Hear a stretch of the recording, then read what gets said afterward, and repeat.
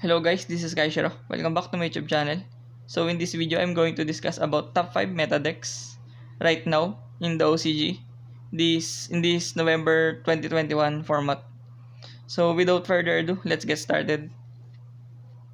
Coming at number 5, we have Prankids with Brave Engine or with Brave Enforcer Engine. So this Prankids deck is really a snowbally deck. When you say snowbally, it can get out of control if hindi mo napigilan ng maaga yung Prankids. Mag-i-snowball talaga tong deck na to into their advantage. And the Brave Token engine helps them a lot to secure their combo plays because with the help of Gryphon, meron silang Omni Negate na nasa field to stop cards like Nibiru that could end their turn or mess their play. If they have the Gryphon already, hindi na sila masyadong maapektuhan nito ng card gaya nito. So, the Brave Token complements the Prankids archetype a lot. And ang only notable card lang na pwedeng maka-gain ng advantage against Prankids would be Phantasmi or Maxi. So, itong dalawang cards na to, yung pwedeng magpahirap sa Prankids. So, overall, malakas yung Prankids ngayon. And players sa Japan, talagang gumagamit sila ng Reaper just to out this Meow Meow because this is really an annoying card to play against. And ito talaga yung nagsisimula ng mga combo plays ng Prankids. And ayun, sa nakikita ko naman sa performance ng Prankids in this local sa Philippines, maganda talaga yung performance. And some players like JP Navarro pilots this deck very well. So I included the Prankids in my top 5.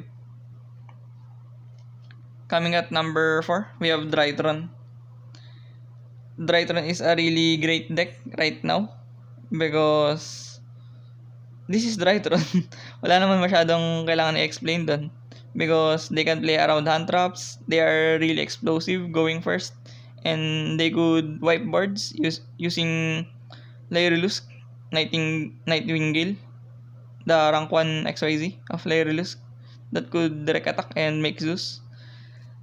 And yung deck na to talagang magse-setup ng hindi lang multiple negations kundi 5 to 6 or 7 negations with the form of perfection and their orange light plus some of their hand traps. So Drytron is really unbeatable almost if their board is already that strong. Ang makakapigil na lang siguro dito ay yung Forbidden Droplet nga and Dark Ruler No More. So deserve talaga ng Drytron yung number 4 spot na to. And nakakalaban din ako ng mga Drytron players like Edson Marbella na natalo ko last week, na tumalo sa akin 2-1 sa Tri Brigade ko. And dun ko talaga na naramdaman yung lakas ng hagupit ng Drytron.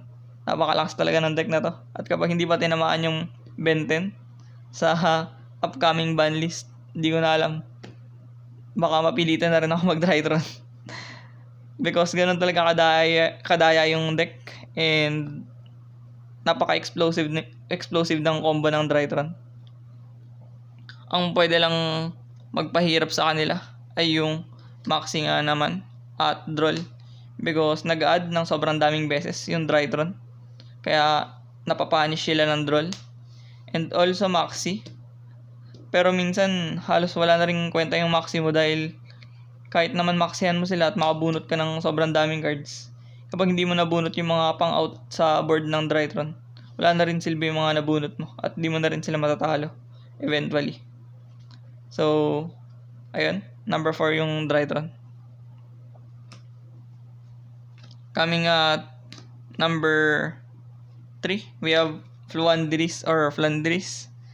So, itong deck na to yung biglang nagkaroon ng resurgence sa meta ngayon because napakaganda ng win rate ng deck na to even sa locals namin.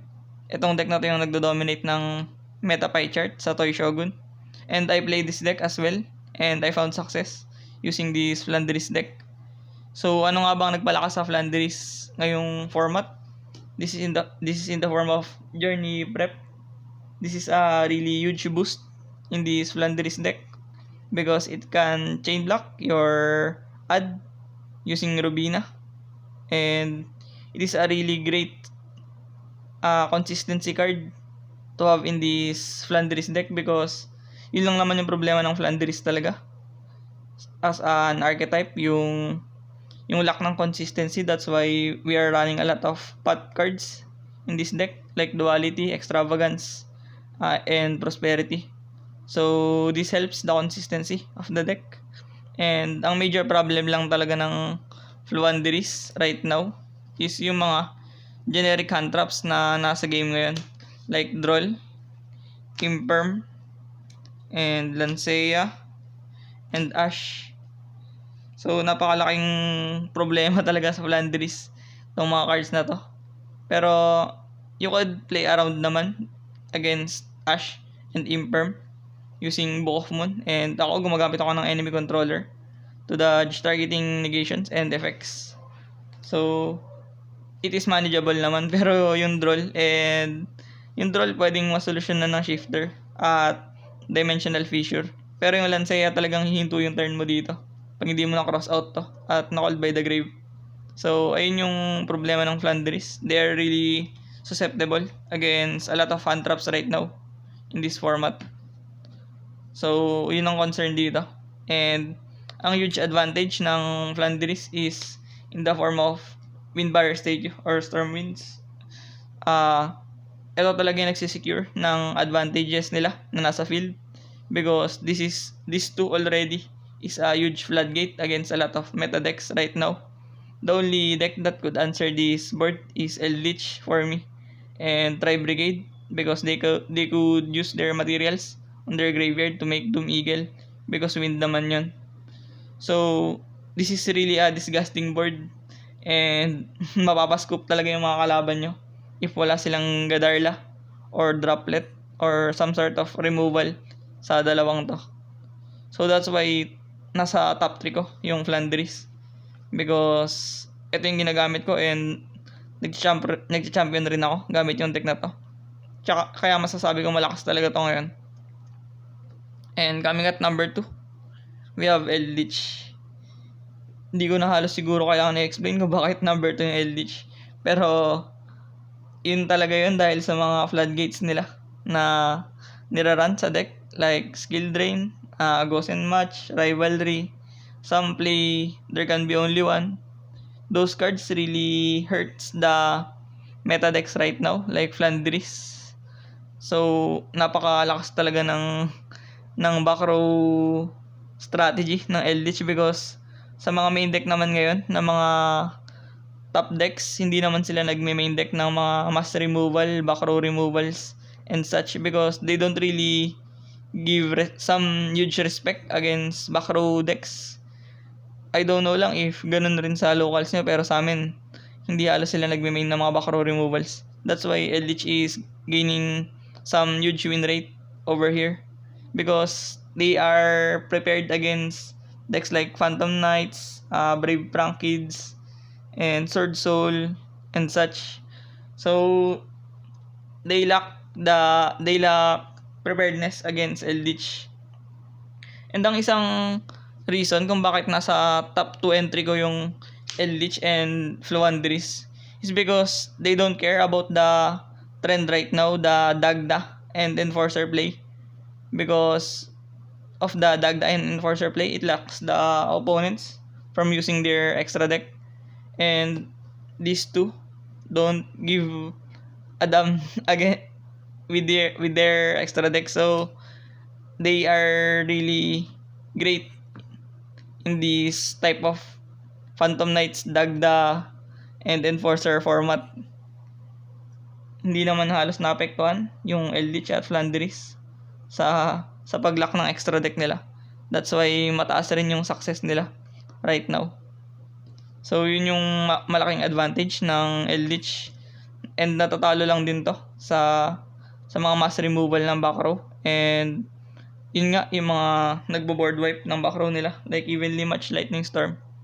Ang mga cards lang natatalo dito siguro ay yung Harpies at Red Reboot, commonly used sa mga decks, sa mga side decks ng mga players.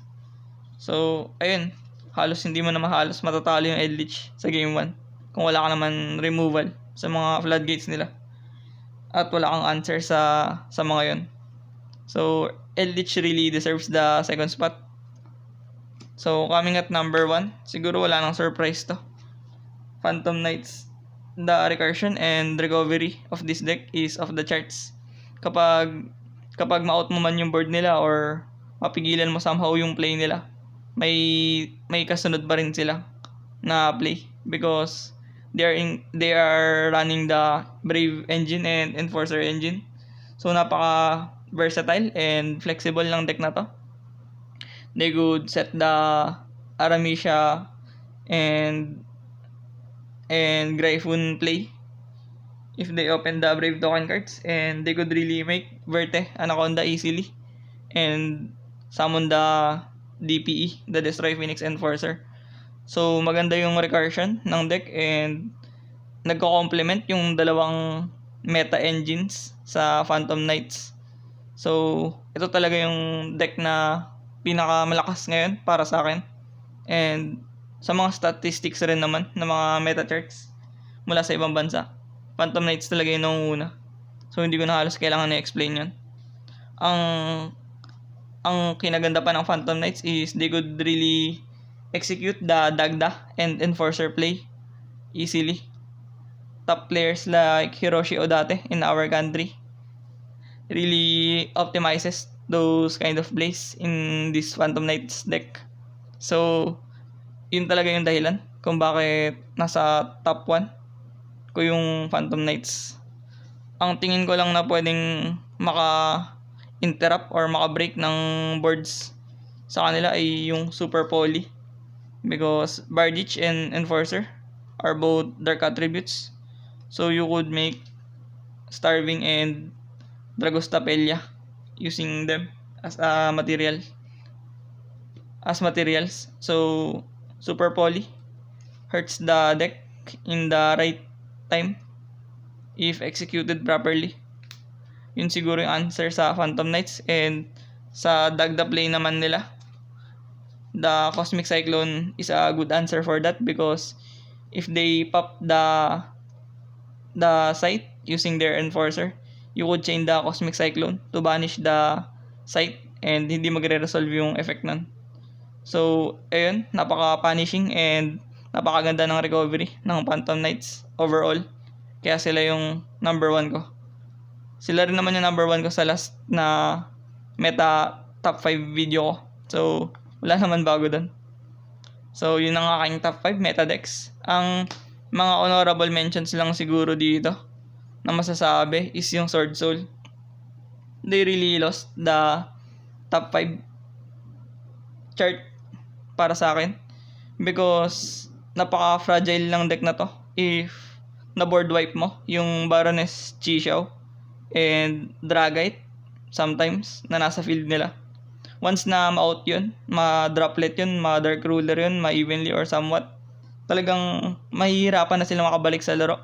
They really need to top deck Taya or their Rota spell to make a comeback.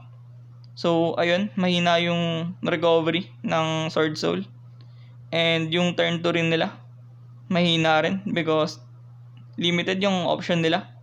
It's either they could force their standard play, the Chisao and Baroness, or pop the board using Basha. So yun lang naman yung pagpipilian ng Sword Soul sa tingin ko sa turn 2. Kaya hindi na nag-cut sa top 5 ko yung Sword Soul. And another honorable mention dito is yung Lyrillus Tri-Brigade. Like Drytron, this is really an explosive turn 1 deck. They could make a huge board using Wind Barrier Statue and Utopic Draco Future and Sometimes the rank 1 of Lyrulus, I forgot the name. And also Almiraj with Oath or Rendezvous on their graveyard to protect their board. And also the Simorg Link. So, explosive yung deck na to, turn 1. So, this is really a good combo deck right now. Pero, ayun nga lang, hindi sila nasa same level na mga nasabi kong decks kanina sa top 5.